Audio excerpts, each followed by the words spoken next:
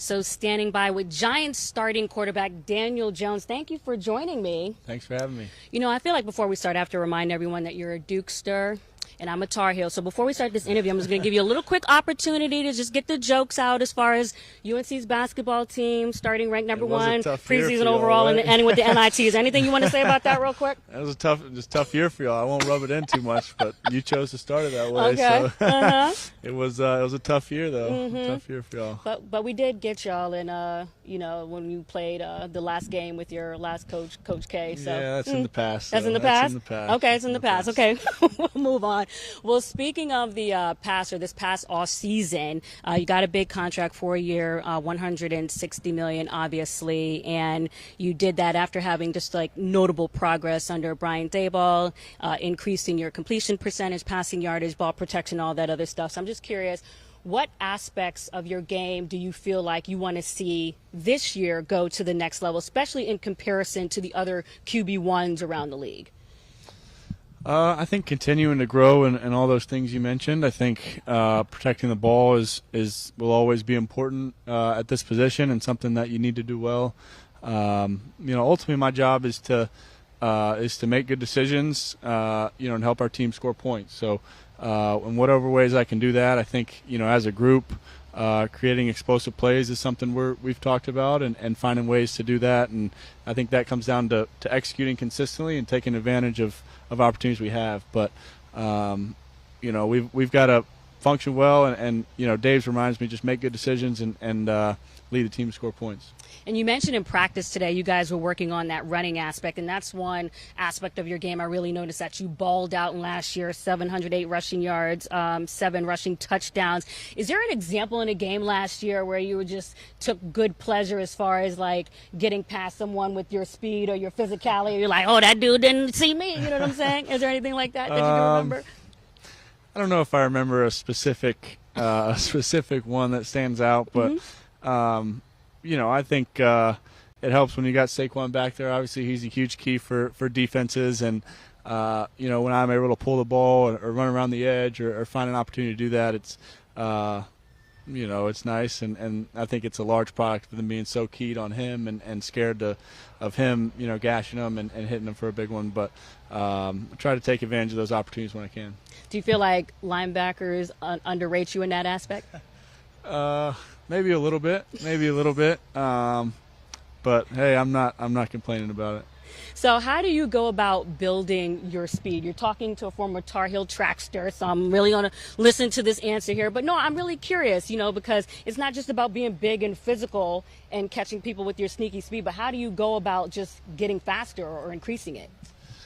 Well, I think how you train is important. I think like, do you get on the track or like? I don't do a ton of track work. I think in the weight room, moving, obviously you want to be strong and strong in all your movements, but you also want to develop the power and the quick twitch and the rate of force development. So training specifically for that with lighter weights, faster speeds, different movements that are simulating what you do on the field, and then on the field, doing drills to help you with that. I think this offseason tried to focus on some of the change of direction work and cutting and moving in space, reacting to tacklers and some of the stuff you see running backs do, but kind of practicing those change of direction skills as well. So what you were saying is that we needed to get on the track so I could show you a few speed dynamics. Yeah. That's what we were saying. Okay. Yeah, maybe that helped me out. Listen, I feel like you don't get enough credit for being as tough as you are. So I'm going to ask you, in which ways do you feel like your undercover dog or your inner DMX maybe a little bit shows during practice or, in the games that we don't see? Like, do you talk or, do you give a little chat? Like, how does that show up? You know what I'm saying? Yeah, I don't talk a ton, but I think just physically and mentally tough. I think that's what this game requires, and when you take a hit, when you're running and you need to deliver a hit, that you do so and you hop back up and keep going. I think every position on the football field has to be physically tough. I don't think the quarterback's an exception from that, and when you can demonstrate that to your teammates and to everybody, I think it's important to do that. And then And you do have fire, because even though you're a little bit more understated, I feel like I see it behind your eyes. You know, you have that fire underneath there. You know what I'm saying? I think we all do it this level. I mean, I think I certainly have the competitive edge, and I think that's important. That's something that Dave preaches a lot. I think that's something we all kind of embody out there on the field, to have that kind of fire and the edge to what you do on the field. Do you still feel underrated? Are you still underrated? Maybe, yeah, but I don't know. I wouldn't say that's something I'm overly focused on. I think what's important is, the guys in the locker room, guys in the building, and making sure I'm going about my work the right way every day, and we're preparing to win. But yeah, that's up to y'all.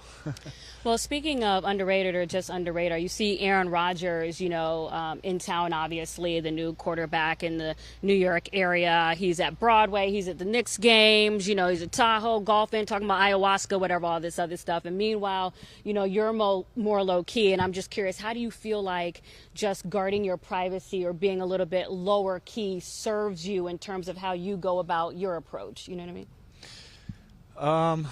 Well, I mean, I think Aaron Rodgers has certainly had a ton of success in this league, and been playing at the very highest level for a really long time. And I'm a younger guy in this league, trying to improve and work on my game, and take the next step. So I'm just focused on that, and seeing. Kind of focus on whatever I need to do to get there. But a ton of respect for him and how long he's been playing. But do you feel like you're purposely guarded when it comes to like your private life and just keeping aspects of your personality to yourself, certain aspects? I think with some things, yeah. I think, mostly just try to focus on my job and making sure that's, kind of what I'm focused on. How are you going about specifically building your relationship with Darren Waller, not just on the field, but off, because you are a little bit more low-key. So what's your methodology for improving that bond specifically with him? Darren's been great. He's an awesome guy. He's a deep thinker. He's an authentic, with who he is, and he's a fun guy to talk to, and I think that's it. Just having conversations, spending time together, going to dinner when you can, and try to do that with Darren and all our teammates. And I think those relationships and those bonds are important when you're talking about putting a team together and helping you kind of put your best foot forward on the field, having those relationships behind the scenes. And how necessary do you feel like it was to have him here when you think about the fact that Darius Slayton was your leading wide receiver with 724 wide receiving yards last year, and then your second guy, Richie James, with 569, is with the Colts. So how much did you need Darren Waller?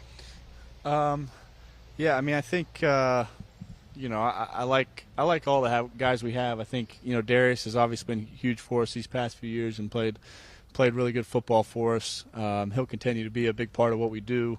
The guys we've brought in, and then Isaiah got here at the end of last year and played really well. And then we've brought in several guys, and when you add Waller to that mix, I think we've got a good group of guys who can do a lot of different things. Bring a lot of different skill sets to the table. And do you feel like this wide receiver group, has the necessary respect? Like I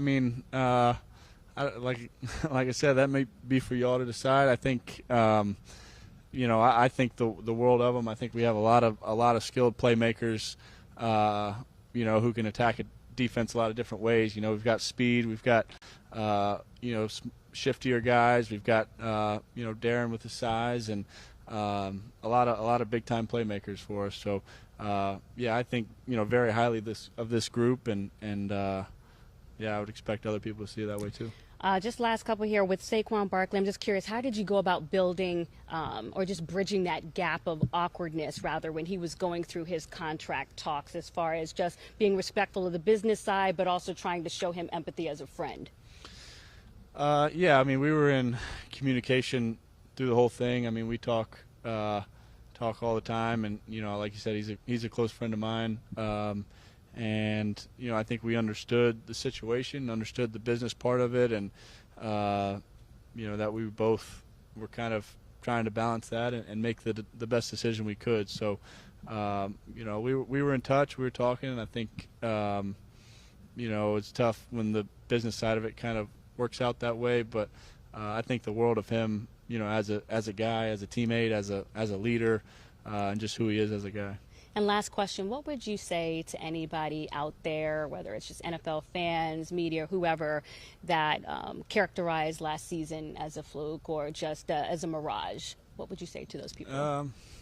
That's fine. I think, people can have their opinions, make their mind up. We're focused on what we're doing to improve and take the next step. It starts over. We don't just because we had a good year last year doesn't mean anything about this year. So it's about what we do now, what we're focused on, and how we prepare ourselves to play our best. So that's what we're focused on. We're excited. We're confident in the group we have, and looking forward to getting started.